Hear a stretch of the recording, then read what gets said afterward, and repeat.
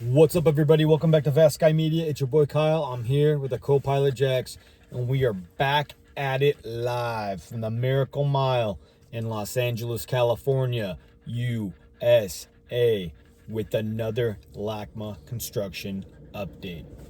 There's a lot of people on site every day around here, so we are trying to come as frequently as possible to see where the hot spots are and how that new sculpture is coming together.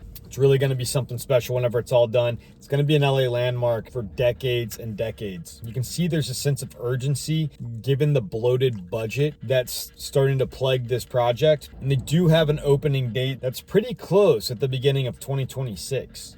We're going to continue coming out here frequently just because once the window's closed for a lot of this external construction, there's not going to be much to see on the inside.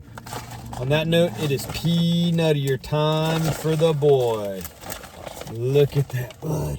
Oh yeah. If you like what we're doing, if you want to help support the channel, give us a sub if you haven't already. Buy me a coffee, link in the description below. Super chat, super thanks. Thumbs up the video. All that goes a long ways in keeping us on the road and bringing y'all that quality summertime content. So without further ado, let's go ahead and get on up there, show y'all what's going down. Peace.